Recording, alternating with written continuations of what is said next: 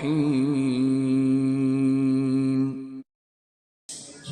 السلام عليكم ورحمة الله وبركاته.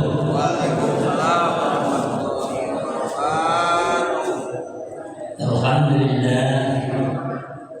Alhamdulillahilladzi khalaqa as-samawati wal ardh yukawwirul al-laila wan-nahara wa yukawwirun nahara wan-laila. Asyhadu an la ilaha illallah wahdahu la syarika lahu wa asyhadu anna Muhammadan 'abduhu wa rasuluhu la nabiyya ba'dahu. Allahumma shalli wa sallim ala sayyidina Muhammadin wa ala alihi wa ashabihi wa man tabi'ahum ila yaumil din. Amma ba'du, yang sama-sama kita hormati Ketua DKM Masjid Nurul Ittihad Bapak Haji Edi Suhaimi beserta pengurus yang lain, yang sama-sama kita hormati Alhamdulillah Ketua Poskam Ustaz Ahmad Fauzan Hisham MPD, dan ada Pak Iwodo selaku Ketua Majelis Inaba, bapak-bapak dan ibu-ibu yang lain yang tidak saya sebutkan satu persatu, namun tidak mengurangi rasa hormat saya. Kita bersyukur kepada Allah Subhanahu wa taala. Alhamdulillah pada malam hari yang cerah ini, malam hari yang sejuk ini, tidak ada hujan. Tadi juga bilang jangan hujan. Insya Allah ya, alhamdulillah hujan pun tidak ada malam hari ini. Yang ada adalah kesejukan hati kita semua hadir di rumah Allah ini. Dan ini patut kita syukuri nikmat iman kita, nikmat Islam, sehat walafiat, dan sempatnya dan tergugahnya hati kita untuk dapat beriktikaf sejenak di masjid ini setelah kita laksanakan salat Isya berjamaah, dan kemudian tentu kita zikir sambil mendengarkan ayat-ayat Allah dibacakan, dan tentu juga mempelajari ayat-ayat itulah suatu kebahagiaan kita orang beriman. Allah senang, Allah bahagia terhadap orang demikian itu, bahkan Allah curahkan rahmat. Karena itu rahmat dan sakinah, damai yang kita rasanya di dalam masjid ini, tidak ada gundah kelana. Ya Bu, ya Bu, betul Bu. Alhamdulillah Bu ya, senang bahagia kita rasakan dan tentrem masjid ini. Tapi kalau Anda yang merasa gelisah, nah ini yang perlu kita obati. Obatnya apa? Ya itulah obat hati. Kita mantapkan iman kita, kita tingkatkan takwa kita. Kita berselawat kepada junjungan kita Nabi Muhammad sallallahu alaihi wasallam yang telah memberikan menyampaikan hidayah Allah kepada kita, sehingga kita semua menjadi pengikut beliau, insyaallah istiqamah dan setia kepada sunnah-sunnahnya. Hadirin yang berbahagia, tema kita malam ini mengenai hijrah secara totalitas atau istilah berhijrah secara totalitas. Iya, minggu yang silam atau Jumat malam Sabtu kita sudah mengadakan peringatan tahun baru, dan bahkan juga Profesor Kalau yang lalu itu mungkin kita ngambil bagian-bagian pikirnya. Dan kita hari ini malam ini masuk pada apa sih sebetulnya hijrah secara hakiki. Karena hijrah ini penting kita peringati, paling tidak kita mempersiapkan diri untuk betul-betul berhijrah juga. Kalau Rasulullah SAW berhijrah dulu secara fisik, tentu kita tidak akan berhijrah secara fisik. Ada yang kedua yang kita sebut dengan hijrah maknawiyah. Di masalah hijrah ini ada banyak firman Allah Subhanahu wa Ta'ala. Saya di sini tadi disebutkan dengan terbalik rupanya ayat ini, dan inilah yang minggu lalu alhamdulillah sebelumnya, tapi sebelumnya berbalik. Saya katakan tolong kirim ke saya dulu, nanti bagi perbanyak. Saya cuma bagus. Tapi itulah yang namanya program, mungkin di situ arahnya sempurna kembali. Tapi intinya kita baca dalam surah At-Taubah ayat 20, alladzina amanu wa hajaru wa jahadu fi sabilillahi bi amwalihim wa anfusihim a'zamu darajatan 'indallahi wa ulaika humul faizun. Nah, inilah penghargaan Allah Subhanahu wa Ta'ala terhadap orang yang berhijrah, yaitu orang-orang yang beriman dan berhijrah serta berjihad di jalan Allah, baik dengan hartanya maupun dengan jiwanya. Mereka itu memiliki derajat yang agung, ya, di hadapan Allah Subhanahu wa Ta'ala. Derajatan a'zam, derajat tingkat yang besar, yang tinggi di sisi Allah Subhanahu wa Ta'ala. Dan mereka itu ulaika humul faizun. Mereka itulah orang-orang yang sukses, orang-orang yang menang dan berhasil. Di dalam firman Allah lagi dalam surah An-Nisa ayat 100, ya, An-Nisa ayat 100, Allah berfirman, wa may yuhajiru fi sabilillahi yajid fil ardi maraman, ya, katsiran wa sa'atan, wa may yakhruj min baitihi muhajiran ila Allah wa rasulihi thumma yudrikuhu al-maut faqad waqa'a ajruhu 'ala Allah wa kana Allahu ghafurur rahim. Inilah Allah berikan apresiasi kepada orang yang berhijrah itu. Dan orang atau siapa yang berhijrah di dalam Allah niscaya akan mendapatkan di bumi ini tempat yang luas, tempat hijrah yang banyak, dan Allah juga berikan kelapangan rezeki dan hidupnya.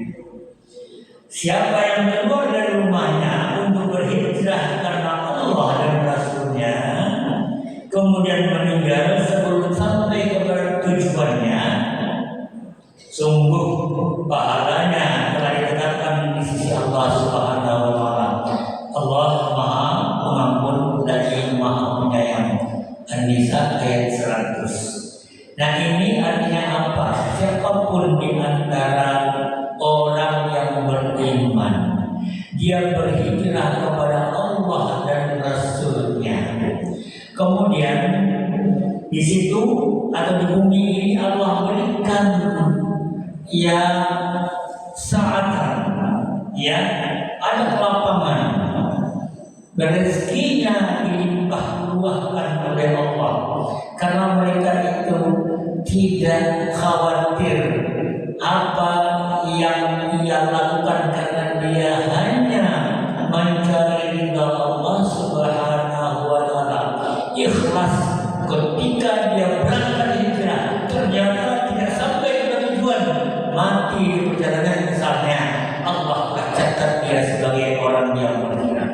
Nah, oleh karena itu dalam hidup kita ini apapun yang kita lakukan termasuk juga hijrah yang nanti kita bahas, yang penting adalah niat kita, niat ikhlas kita.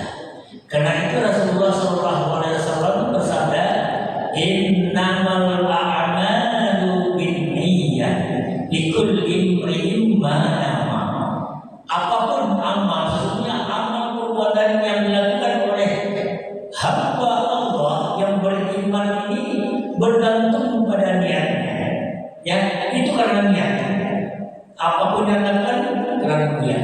Makanya ada ujung ayat hadis itu, ya, dikatakan man kana hijratuhu ila Allah wa rasulih fa hijratuhu ila Allah wa rasulih. Jadi siapa orang, makanya orang siapapun orang yang berhijrah kepada Allah dan Rasulnya, ia dicatat oleh Allah itu berhijrah kepada Allah dan Rasulnya. Dan siapa waman kana hijratuhu ila dunya, ya, yusibuha aw imratin yatazawwaju biha yatazawwajuha fa hijratuhu ila ma hajara ilaihi. Jadi kalau ada orang yang hijrah bukan karena Allah dan Rasulnya, tapi karena dunia, ada sesuatu yang dia inginkan, atau karena perempuan yang ingin dinikahinya, pasti yang dicatat adalah hanya sekadar hijrah kepada dunia dan perempuan. Hadirin yang berbahagia, ketika Rasulullah berhijrah, nah ini kan namanya hijrah makanya. Ada dua, hijrah makanya dan hijrah maknanya. Makanya itu ada tiga dalam perjalanan hidup Rasulullah. Yang pertama, kita dahulukan hijrah ke Madinah.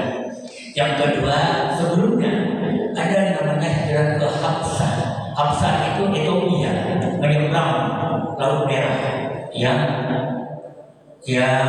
Nah kemudian ada satu lagi hijrah ke Taif. Hijrah ke Madinah itu terjadi pada tahun 13 hijrah, 13 tahun Rasulullah berada di Mekah untuk mendakwahkan risalah Allah Subhanahu wa taala. Namun tantangannya begitu besar. Makanya para sahabat yang mereka boleh berhijrah atas perintah Allah Subhanahu wa taala ke Madinah. Kemudian di Madinah pun juga mereka disambut oleh saudara-saudaranya yang namanya kaum Ansar. Orang yang berhijrah dari Mekah kita sebut muhajirin, ya, orang yang berhijrah. Saudara-saudara penduduk asli atau pribumi Madinah itu Al-Ansar. Nah, saya ingin katakan bahwa memang betul niat itu berlaku. Karena kalau niat itu karena Allah, tidak akan tergoda walaupun itu masalah duniawi, walaupun itu masalah wanita. Pernah saya katakan ada dulu namanya sahabat yang dipersaudarakan oleh Rasulullah, namanya Abdurrahman bin Auf. Beliau dipersaudarakan oleh Rasulullah dengan Sa'ad, ya, bin Rabi', hartawan, jutawan, miliuner di Madinah itu. Kebunnya itu hampir separuh Madinah itu. Nah kemudian setelah dipersaudarakan begitu persaudaraan itu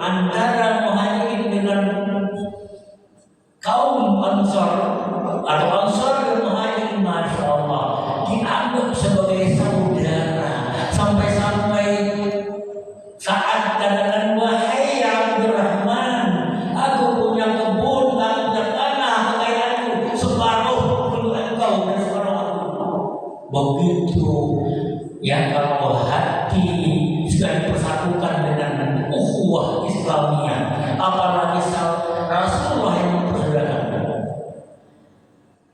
Coba saya barangkali tahu itu kita merasanya waduh, bukan main, separuh dari hartanya diserahkan kepada kita dengan ikhlas.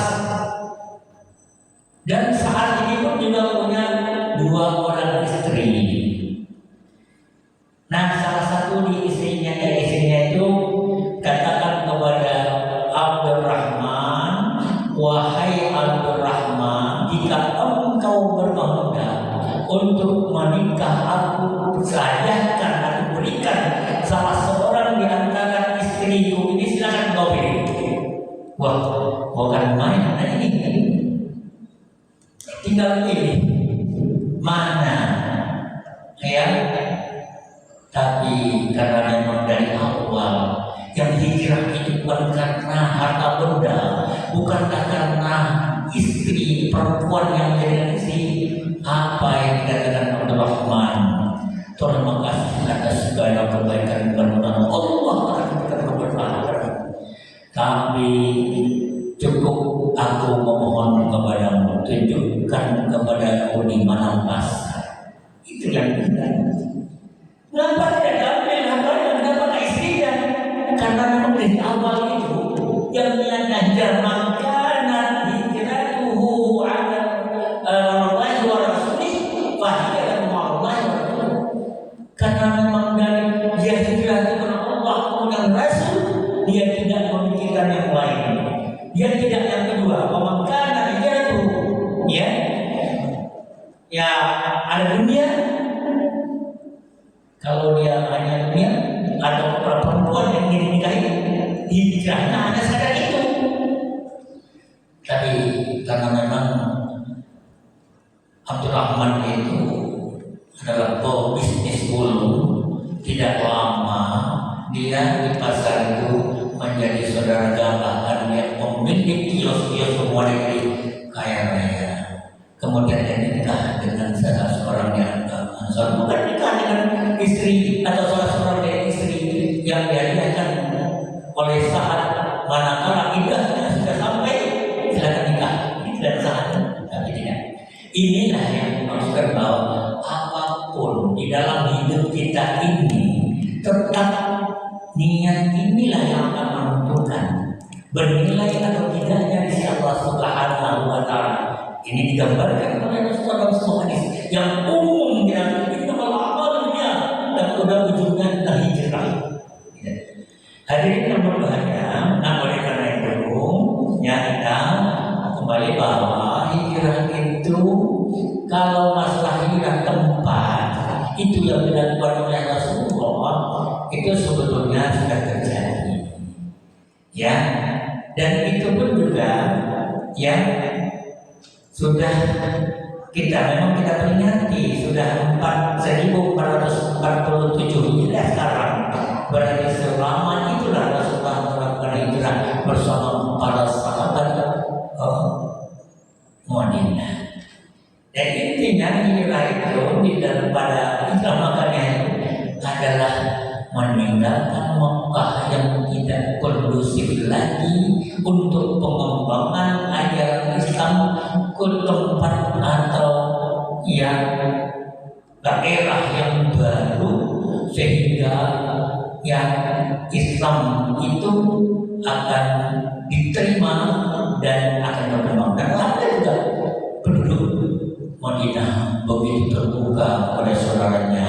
Inilah yang menjadikan bahwa Islam itu yang cemerlang dalam yang pada masa itu, yang karena memang orang Muhajirin membawa imannya, membawa yang bekal karena Allah dan disambut oleh saudaranya Ansor dengan rasa iman dan persaudaraan kuat, sehingga dia mendukung setiap perjuangan Rasulullah SAW dan amanah berhasil. Yang kedua, ada sebelumnya pernah juga Rasulullah berhijrah ke Hafsah. Hafsah itu Ethiopia, dipimpin oleh seorang raja yang adil. Dan saat itu masyarakat atau umat Islam yang hanya sedikit masjid dan Rasulullah juga menyampaikannya secara sembunyi-sembunyi, itu mendapat tantangan yang begitu hebat oleh kaum Quraisy. Apalagi setelah pamannya ya Abu Talib itu meninggal. Nah karena itu pada tahun kelima Hijriah, kelima Nabi hijrah yang pertama, yang kedua ya, kemudian juga yang kedua itu pada tahun 615 Masehi ya. Nah itu jumlahnya tidak banyak, waktu itu hanya 16 orang ya, 12 orang laki-laki dan 4 orang perempuan, dipimpin oleh Utsman bin Affan. Nah lalu yang kedua lebih banyak lagi, itu Ja'far bin Abi Thalib. Ada yang menyebut jumlahnya 101 orang, tapi ada juga yang riwayat 102 orang. 83 laki-laki, kalau 102 19 perempuan, atau kalau 101 ya riwayat itu berarti 18 perempuan. Nah inilah yang dilakukan sehingga mereka di sana diterima oleh raja ya Najasyi ataupun raja-raja Ethiopia itu dengan perlakuan yang baik, sehingga orang-orang Quraisy pun ingin mengadakan lobi-lobi kepada raja untuk menyerahkan mereka itu, tetapi raja tetap melindungi kaum muslimin. Dan inilah yang mana. Nah dalam ketiga adalah hijrah Rasulullah ke Taif, itu namanya berdua, ditemani oleh Zaid bin Harithah ya, Zaid bin Harithah. Tapi itu pun juga perlakuan yang tidak baik di sana, karena Nabi Muhammad disambut oleh sana anak mudanya dan orang-orang sana dengan perlakuan yang kasar, dilempar di Rasulullah. Sampai-sampai malaikat pun sedih melihat Rasulullah yang giginya berdarah. Bahkan Jibril datang, aku diutus Allah. Ya, bagaimana yang engkau inginkan agar engkau selamat dari mereka? Apakah akan terbakar yang bukit gunung Muhammad ini ke mereka-mereka yang telah melakukan semua ini habis semua? Ya, walaupun beliau merasa sedih, walaupun beliau itu diperlakukan kasar, namun kelembutan hati Nabi Muhammad itu melebihi segalanya. Nabi Muhammad tidak menerima. Kalau nabi-nabi yang lalu itu sudah terima, habis semua. Ya kan kita tahu sejarah para rasul sebelumnya itu adalah yang datang bencana-bencana dan sudah tinggal dia saja. Tapi Rasulullah tidak. Apa yang beliau katakan?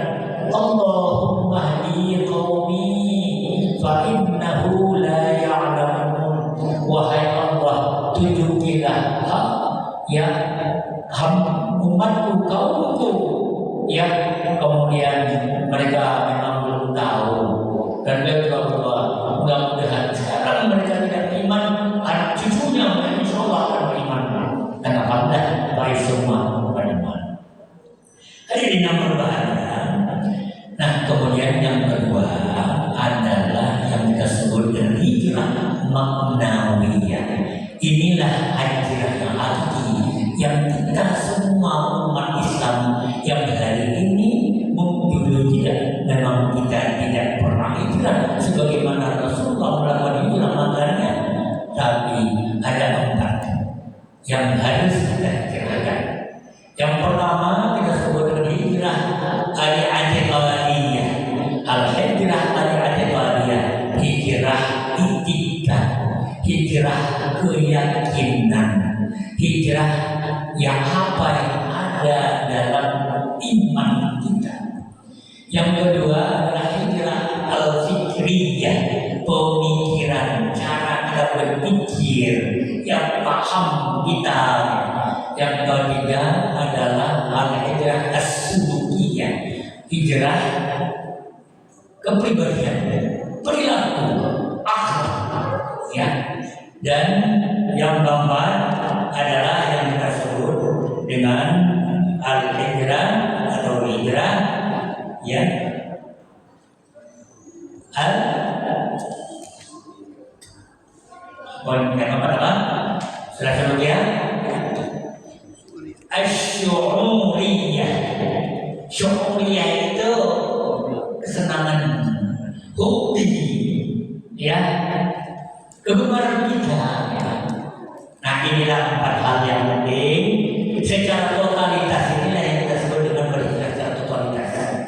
Yang pertama kita kupas hijrah secara i'tiqadiyah. Kita memang sudah beriman kepada Allah Subhanahu wa Ta'ala. Nah, persoalannya iman kita itu sudah murni atau sudah total atau belum? Karena iman ini kata para ulama hadis ya, al-iman dia yang ya, iman itu dia bisa berkurang atau yazid berkus. Iman itu bisa bertambah, bisa berkurang mungkin ya. Al-iman yazid wa yanqus. Dan iman itu bisa bertambah dan bisa berkurang. Nah, ketika kita di dalam kehidupan kita, memang kita sudah punya iman. Ketika kita dalam kondisi yang tidak stabil, iman kita itu mulai goyah. Apalagi kita dalam menghadapi kesulitan dalam hidup atau persoalan dalam hidup kita.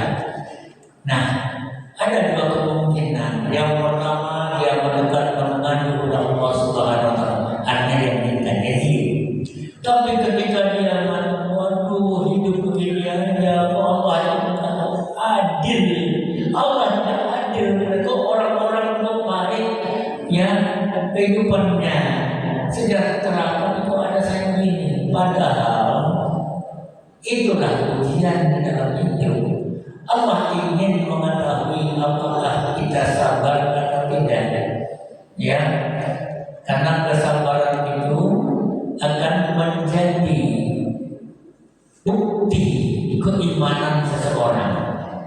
Ketika kita menghadapi ujian sulit di dalam kehidupan kita, ya udah kita kembalikan ke Allah. Alladzina idza asabatuhum musibah qalu inna lillahi wa inna ilaihi raji'un. Kembalikan kepada Allah Subhanahu wa Ta'ala. Kemudian dalam surah Al-Baqarah 155 juga, ya, wa dua dan syai'in khawf wal ju'a wa nafsun wa anfusi wasamarat. Ujungnya apa? Fabashiris sabirin. Begitu kan? Hidup kita ini dicoba, khawatir, keluh kesah, ketakutan, gitu ya. Tidak ada yang kemantapan dalam hati kita, ya. Kemudian kita juga khawatir, kelaparan, keselamatan, ya.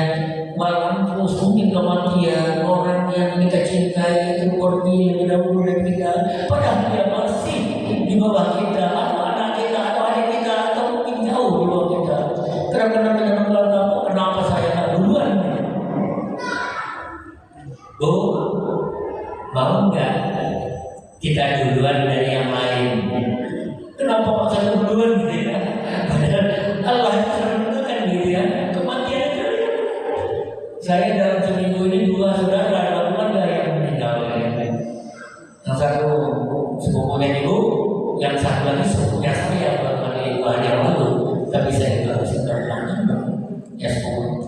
Jadi teman-teman, adik-adik, ibu masih kakaknya, adik masih 68 perempuan. Tapi itulah wa basyiris sabirin. Bergembiralah orang yang sabar. Nah, itu ketika ya namanya itu atau ada ya kesulitan yang kita kembalikan kepada Allah Subhanahu wa Ta'ala. Wa iman qaulun wa amalun yazid wa yanqus. Nah, ini ya dalam Abu Al-Hajjaj Al-Mujahid bin Al-Jabbar Al-Makki, ya, berkata iman itu suatu perkataan, wa amal. Iman perkataan dan amal. ucapan dan amal perbuatan kita, dia naik. Jadi yang bus dia turun. Nah itu artinya apa? Kalau kita berucap banyak di situ zikir di dalam Allah Subhanahu wa Ta'ala, ucapan kita itu lebih banyak kepada apa yang kita sampaikan kepada orang itu, sesuatu yang dapat menggembirakan hati orang lain, ya sesuatu yang memberikan manfaat ucapan kita kepada orang lain, sesuatu yang sifatnya nasihat kepada orang lain. Nah itulah gaji. Tapi ketika ucapan kita itu menyinggung perasaan orang, ucapan kita itu nyelekit, artinya sakitnya di sini, gitu ya.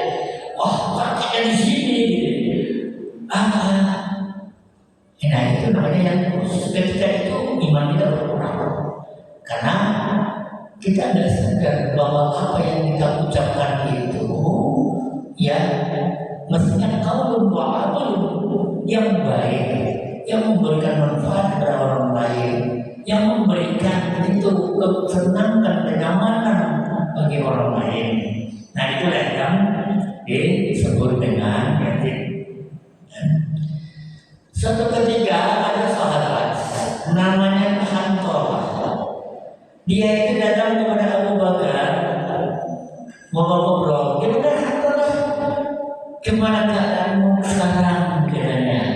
Dan mana Hantolah ini? Hantolah ya, namanya Hantolah. Hantolah ini kata begini. Hantolah sekarang ini sudah munafik, kaget. Abu Bakar, mengapa demikian? Katanya begini. Ketika aku berada di majlis Rasulullah, aku membayangkan surga dan neraka itu selalu ada depanku, sehingga takut ancaman Allah. Tapi ketika aku sudah meninggalkan majlis Rasulullah, aku sudah jauh dari Rasulullah, aku sudah berkumpul dengan istriku dan anakku, aku lupa surga neraka, aku lupa sehingga aku berbuat itu. Ternyata kemunafikan itu digambarkan oleh Allah itu seperti itu. Ketika kita hadir dalam majelis ilmu, kita mendengar ayat Allah dibacakan, kemudian kita mendengar tausiah, kita membaca bacaan-bacaan yang isinya pembelajaran kehidupan kita, itulah saatnya iman kita naik. Tapi ketika kita keluar, sudah meninggalkan majelis ilmu, tidak beragama. Nah ini kita kembali, inilah sebetulnya yang harus dihidupkan. Lantas mereka berdua, Abu Bakar, kemudian Hantolah datang kepada Rasulullah mengadukan. Kan Abu Bakar yang namanya, dia merasakan, oh benar juga, wahai Rasulullah, kami ini tempatnya menjadi orang munafik ya Rasulullah. Ketika kami hadir di majelis ilmu, kami merasa iman kami bertambah, kami rasanya bahwa seolah-olah surga neraka ada di depan kami ya Rasulullah. Tapi ketika kami menjauh, inilah kami lupa segalanya. Nah itulah kata Rasulullah SAW, bahwa memang itulah yang terjadi demi Tuhan. Rasulullah mengatakan, demi orang yang jiwaku berada di tangannya, seandainya kalian mau kontinu ataupun berlanjutan dalam beramal sebagaimana keadaan kalian ya berada di sisiku, terus ingat-ingatnya, niscaya malaikat akan menjulurkan tangannya kepada kalian, baik di tempat tidur maupun di tempat kamu berada di jalan-jalan ini. Namun hanyalah Rasulullah katakanlah sesaat demi sesaat, beliau mengulangi artinya dalam setiap saat jangan dilupakan kehadiran Allah di hadapan kita, sehingga itulah yang sebetulnya menjadikan kita ini yang senantiasa berada dalam iman yang meningkat. Diundang oleh Rasulullah. Dan sebetulnya betul juga ya, bahwa kita itu memang itu ada namanya iman, dia naik turun gitu ya, fluktuatif gitu ya. Ya saat tertentu iman kita itu wah gemar kita berbuat kebaikan, tapi di saat tertentu malas yang muncul. Nah itu diriwayatkan di dalam hadis Muslim itu tentang yang Handolah tadi ya. Nah karena itu hadirin, nah kalau kita berarti berhijrah ya secara itikadiyah, kemudian mengenal itu, tentu kita bagaimana meninggalkan hal-hal yang dapat mengurangi iman, apalagi yang namanya syirik yang menyelimuti ya diri kita, walaupun kita yakin kepada Allah Subhanahu wa Ta'ala, tapi ada hal-hal yang memperhatikan itu tentu akan merusak amal ibadah kita. Karena itu yang penting bagaimana yazdadul ladzina amanu imana. Munasir ayat 1 kan hendaknya supaya orang-orang beriman itu selalu imannya bertambah. Ya. Nah kemudian banyak yang hijrah itikadiyah, kita menghijrahkan diri kita dari itikat ataupun keyakinan-keyakinan yang dapat merusak iman kita, sehingga kita berjalan kepada iman yang murni. Dan tentu iman itu seperti yang tadi dikatakan, qaulun wa amal, perkataan dan perbuatan, maka gambaran atau realisasi iman itu terungkap dari ucapan dan perkataan kita. Yang kedua adalah yang kita sebut dengan berhijrah secara fikriyah, pemikiran. Kadang-kadang di dalam pikiran itu muncul hal-hal yang dapat menyebabkan kita itu jauh dari Allah, jauh dari kebenaran, bahkan juga jauh dari yang orang-orang yang terbaik di antara kita. Yang pertama yang kita katakan adalah pikiran-pikiran yang tidak baik, pikiran-pikiran negatif, atau kata orang sekarang itu negatif thinking, ya. Nah istilah agamanya itu adalah su'uzzon, husnuzon. Karena pikiran-pikiran negatif itu sebetulnya muncul kadang-kadang bukan hanya karena yang penting ada keinginan, ada perasaan kita, tapi kalau kita tidak bisa mengendalikannya, menghilangkannya, setan itu akan selalu membisikkan kepada kita. Dan pikiran negatif kepada orang lain, ya, kita suuzon kepada orang lain, padahal kita nggak tahu, tapi kita sudah suuzon aja. Tuh lihat tuh, ya jangan depan kita yang mungkin ada orang yang barangkali kita itu sudah mempunyai perasaan yang tidak baik dan pikiran-pikiran negatif kepadanya, langsung terucap tuh lihat tuh. Ya, mama dia kayak begitu, modelnya begitu. Apa modelnya? Ya, jangan aja. Makanya kita itu berusaha bagaimana kita baik secara pribadi, jangan kita melebihi kebaikan orang, jangan kita menjadi baik di depan orang.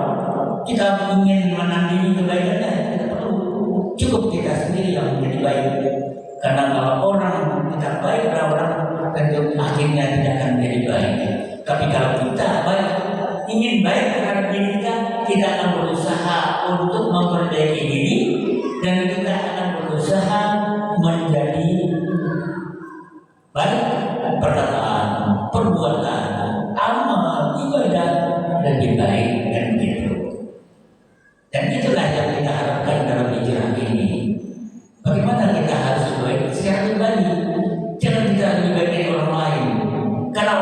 itu sulit mengukur.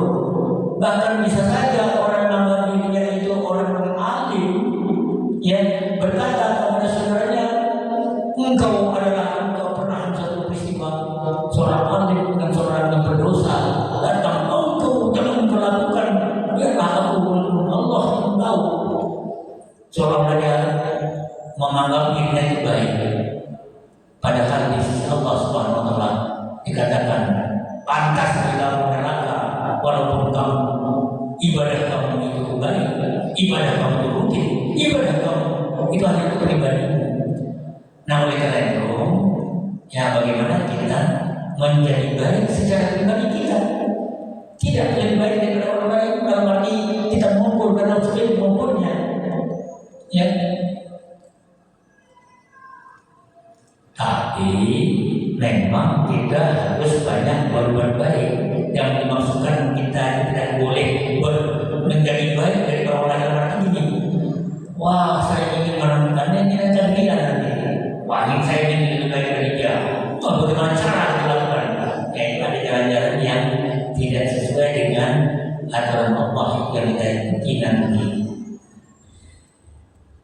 Nah karena itu di dalam Al-Quran begini, ya ayyuhalladzina amanu jatanibu katsiran minadh-dhanni, ya inna ma'adh-dhanni ismun fala tajassasu wa la yaghtab ba'dukum ba'dhan ayuhibbu ahadukum ayyakula lahma akhihi maytan fakarihtum wattaqullaha innallaha tawwabur rahim. Ini ada dalam surat Al-Hujurat ayat 12 ini, surah ke-49 ya. Wahai orang beriman, jauhilah di antara oleh kalian sebagian besar kebanyakan prasangka. Ya, prasangka itu yang namanya pikiran yang negatif tadi. Ya, sesungguhnya sebagian prasangka itu dosa. Janganlah mencari-cari kesalahan orang lain. Biarkan aja orang itu dia mudah-mudahan doakan ya dengan yang baik. Jangan cari kesalahan orang lain. Dan jangan pula ada di antara kamu menggunjing sebagian dari yang lain. Apakah kalian suka? Apakah kalian senang? Berada dalam surat yang nanti Al-Hujurat ayat 12. Apakah kalian suka memakan daging saudaramu dalam keadaan bangkai mayat mati? Pasti kamu jijik. Oleh karena itu telah jauhi. Nah ibaratnya kita gosip, gunjing, ya. Nah itu pada dasarnya kita itu makan daging saudara. Pada saat ketika peristiwa itu terjadi pada masa Rasulullah SAW, ketika Rasulullah mengatakan coba kamu muntahkan, ya mendengar ada dia memancarkan orang lain, muntahkan, cara muntah kamu, keluarlah bangkai mau busuk. Nah ini dari Rasulullah membuktikan bahwa ayat ini memang hakikatnya kita memakan bangkai saudara kita dalam keadaan yang sesuatu yang menyedihkan, pasti kita tidak akan mau melakukannya. Yang kedua, kita juga harus berhijrah dari hal-hal yang sifatnya belum jelas, berita-berita yang belum pasti, berita-berita hoax. Ini harus kita hijrahkan diri kita. Karena bagaimanapun apalagi medsos sekarang ini, kadang-kadang saya juga pernah mengirim sesuatu sebetulnya itu sudah diklarifikasi ternyata hoax, ya. Tapi saya langsung minta maaf bahwa ini ternyata saya tunjukkan kebenaran ya variasinya. Yang ini memang kita harus pikirkan baik-baik. Apalagi kita itu medsos ya. Kalau kita dengar dari teman kita ada pembicaraan yang tidak baik tentang seseorang, lantas kita sampaikan kepada orang lain, oh yang namanya berita itu, yang namanya mungkin segini, secerita, sehasta, bisa sehasta, bisa sedekah, gitu ya, bisa panjang, yang tanya sedikit, yang tidak, oh itu menjadi besar. Akhirnya akan mencelakakan diri kita dan juga hubungan kita dengan orang lain dan juga merusak nama baik orang lain. Nah karena itu ya penting bagi kita untuk menyaring informasi itu secara baik. Jangan sampai kita terlanjur menyampaikan dan berdampak tidak baik kepada orang lain. Karena itu Allah berfirman dalam surat An-Nur ya ayat 11, innal ladzina ja'u bil ifki ya asbata minkum la tahsabunahu syarran lakum bal huwa khairun lakum likulli imrin minhum ma kasaba min ithmi wal ladzina tawalla kibrahu minhum lahum adzabun adzim. Sesungguhnya orang-orang yang membawa berita bohong itu adalah kelompok di antara kamu juga. Kata Nabi, kata firman Allah, janganlah kamu mengira bahwa peristiwa itu buruk bagimu, sebaliknya itu baik bagimu. Dan setiap orang dari mereka akan mendapat balasan dari dosa yang dilakukannya. Ada orang yang mengambil peran besar di antara mereka, pasti dia akan mendapat azab yang maha berat, yang sangat berat. Nah untuk itu perintah Allah untuk mengklarifikasi berita-berita hoax atau berita yang tidak benar atau diragukan kebenarannya. Dalam surah Al-Hujurat juga dalam sebelum ayat 12 tadi surah 6, ya ayyuhalladzina amanu idza ja'akum fasiqun binaba'in fatabayyanu an tusibu qauman bijahalah fatusbihu ala ma fa'altum nadimin. Dan inilah bahaya, disebutkan juga bahaya berita-berita bohong itu yang kita sampaikan dan yang kita saling. Wahai orang beriman, jika seorang fasik datang kepadamu membawa berita penting, maka teliti dulu kebenarannya agar kamu tidak mencelakakan satu kaum karena ketidaktahuanmu yang berakibat kamu menyesal atas perbuatanmu itu. Nah ini artinya apa? Memang harus kita saling dulu, kita klarifikasi dulu. Namanya dalam istilah agama tabayyun. Tabayyun itu mengklarifikasi berita apa benar atau tidak.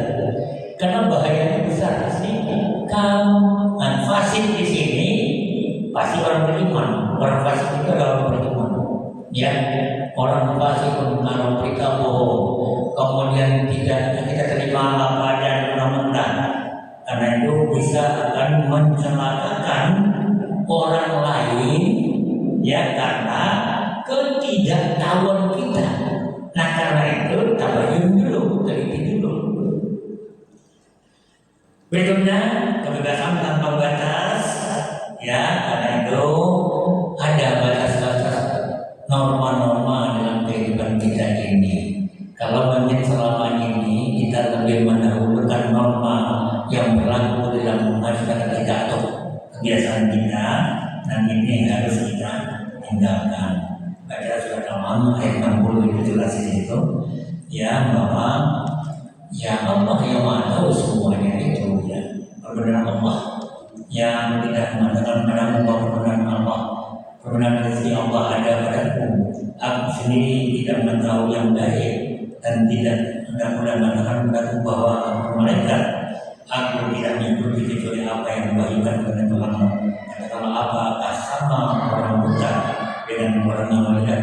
Apakah kamu tidak berpikir atau memikirkannya? Nah karena itu ya bahwa pada hakikatnya di dalam kehidupan ini ada batas-batas. Kalau kita tidak tahu, kita tanya kepada orang yang tahu, ya sehingga kita tidak terlanjur dalam kesalahan kita. kemudian berhijrah dari paham yang salah kepada Islam yang sah. Karena itu Islam itu sudah jelas sebagai aturan hidup atau ya jalan hidup kita. Nah karena itu siapapun yang mencari ya selain Islam pasti tidak akan diterima Allah. Itulah dalam surah Al-Imran ayat 85 Mayyad dari ayat Islam Madinah mulai Yaqobar minhu wa wafilah dari Mukhazin. Kalau orang masih saja mencari yang lain Islam yang selain Islam untuk jalan hidupnya atau untuk keyakinannya atau untuk menjadikan dia itu lebih baik menurut dia, pasti tidak akan diterima, pasti dia tidak menerima. Nah kemudian sulukiyah, nah ini penting ya. Sulukiyah dalam arti mau berhijrah dari perilaku, karena perilaku itu sebetulnya ada baik dan buruk. Dalam Islam, dalam agama Islam itu juga dinamakan al-akhlaqul karimah. Ada al-akhlaqul maghsaidah, ada mamduhah, malmumah. Mamduhah terpuji, malmumah tercela. Kemudian akhlaqul karimah, akhlak yang mulia, lawannya akhlak sayyi'ah. Nah ini dua hal ini selalu ada.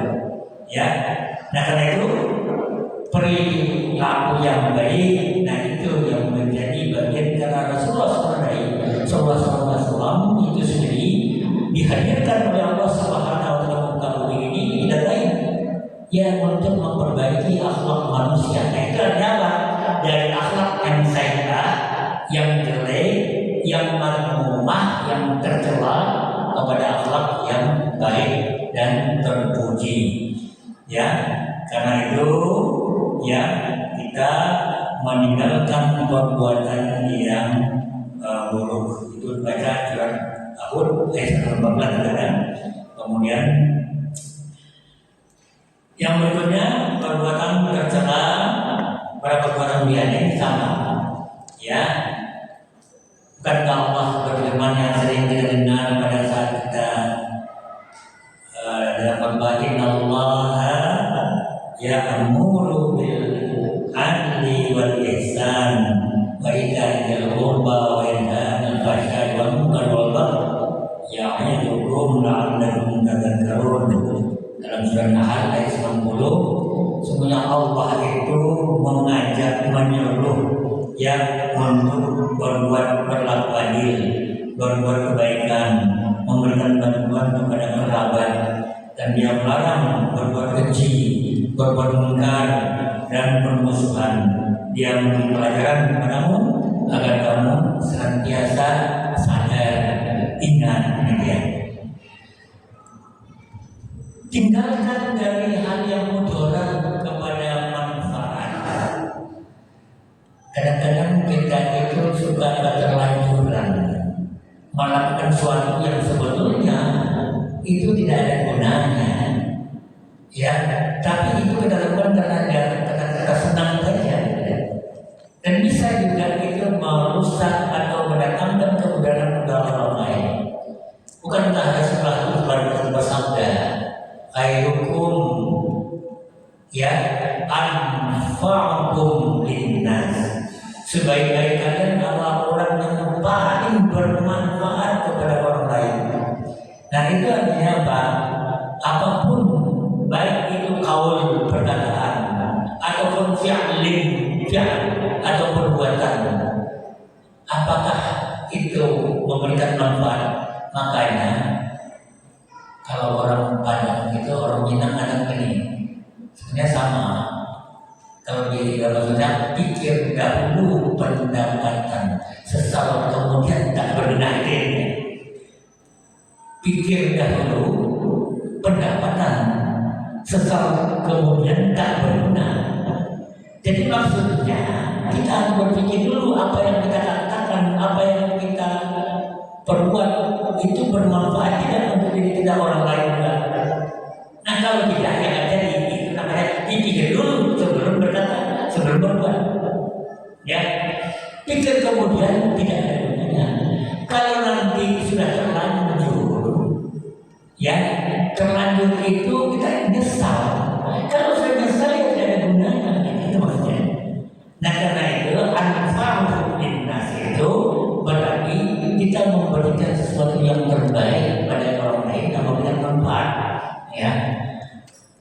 Ya, termasuk juga kita berkeluarga, kemudian bertangga, kemudian berteman, bersejawat, kemudian dengan orang lain kita sambil di jalan raya dan semuanya.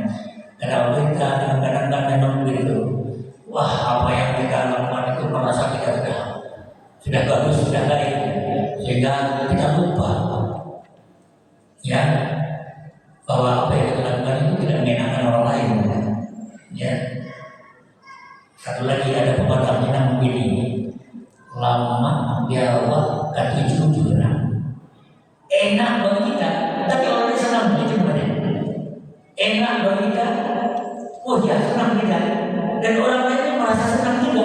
Nah itu yang sebetulnya lama Jawa kaki jurang. Enak bagi kita, bagi orang lain juga rasa senang. Jangan sebaliknya, maunya enak kita bagi orang terserah. Ya, gitu ya, Bu ya. Jadi ibu tambah ini Pertamina lama Jawa kaki jurang. Lama itu enak, kalau makan lama enak banget, enak rasanya bagi kita.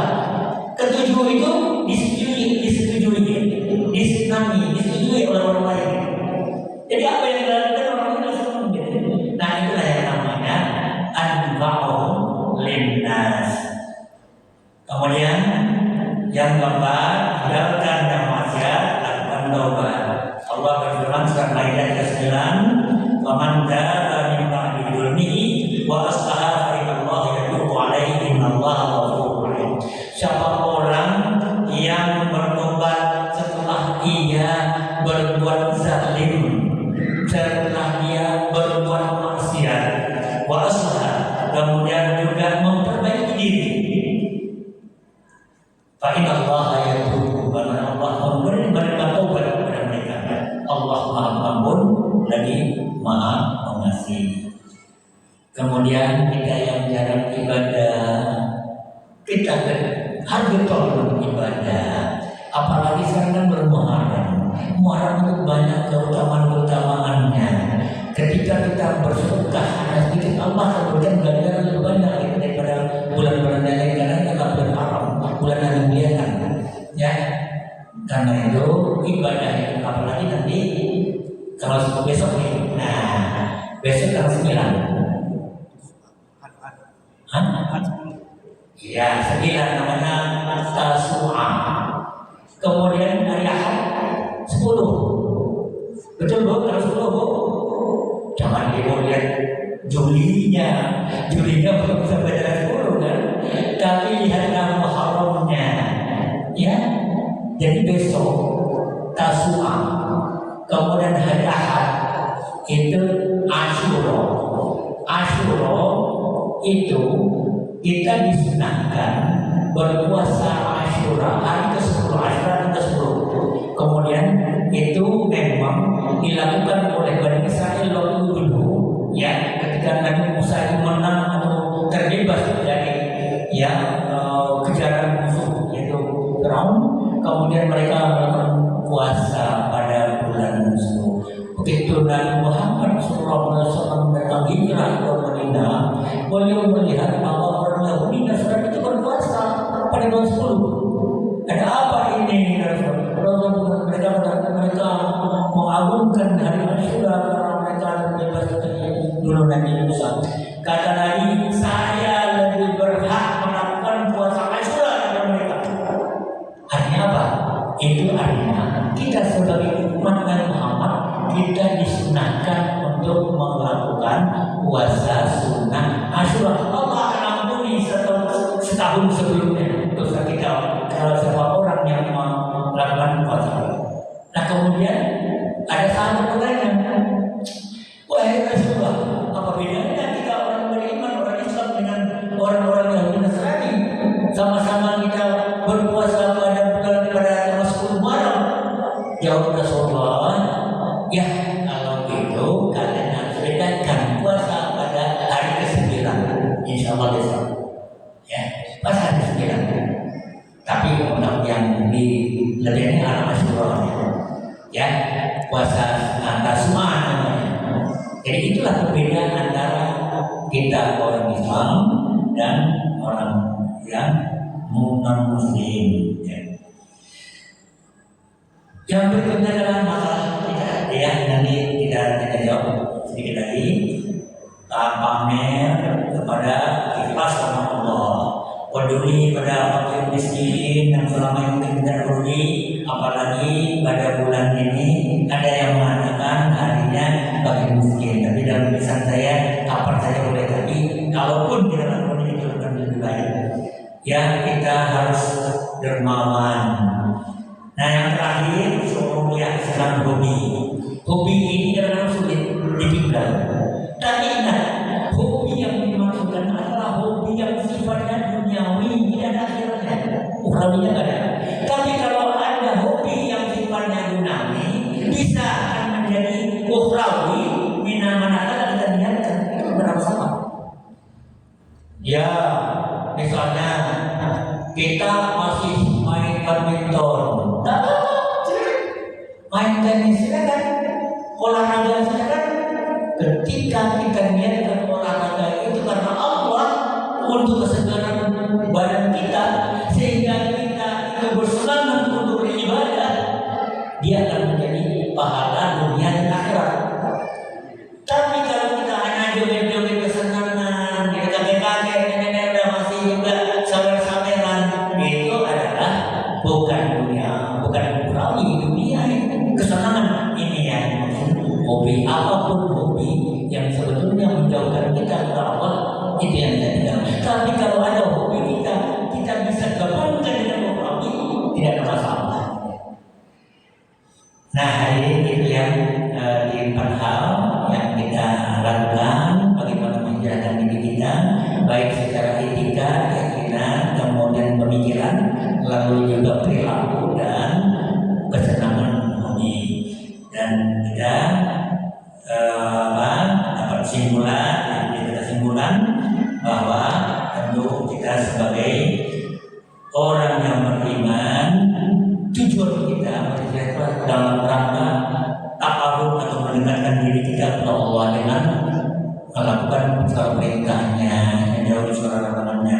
Kita akhirkan secara fisik yang tidak mungkin, ya karena itu sudah berlalu. Tapi kita akan secara maknawi kita, hakiki kita, baik secara ya akidah kita, etika kita, kemudian pemikiran kita, perilaku dan kesenangan kita.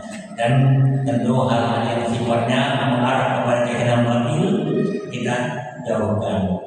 Dan dalam pergaulan kita ini tentu kita harus tata hidup agar kita juga menjadi orang yang terbaik bagi orang lain. Mudah-mudahan Allah yang hijrahkan kita dari hal-hal yang tidak baik menjadi baik, dari hal-hal yang kurang kita beribadah menjadi lebih banyak lagi, dari hal-hal yang mungkin perkataan kita, perbuatan kita yang tidak memberikan manfaat kepada orang selama ini, kita jadikan sebagai kata ataupun ucapan dan perbuatan yang bermanfaat, sehingga kehidupan kita ini harus lebih baik hari ini dan tahun ini daripada hari dan tahun yang lalu.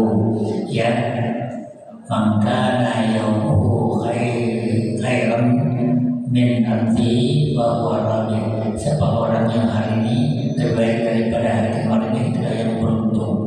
Wa man kana yaumuhu kamithli alfi wa huwa maghbunun, siapa orang yang hari ini sama saja dengan kemarin, kemudian itulah orang yang merugi. Wa man kana yaumuhu syarran min alfi wa huwa mal'unun, ya, siapa orang yang hari ini lebih jelek malah daripada hari kemarin, dari tahun kemarin, tahun ini, itulah orang yang celaka dan celana.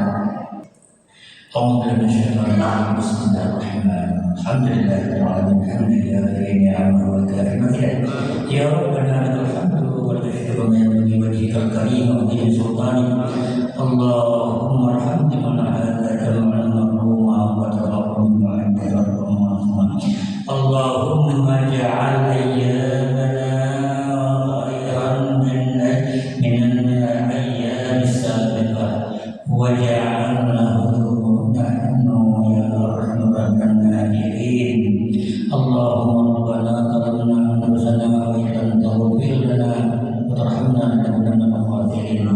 Allahumma ighfir lana dzunubana wa li walidayna warhamhum kama rabbayana shaghira.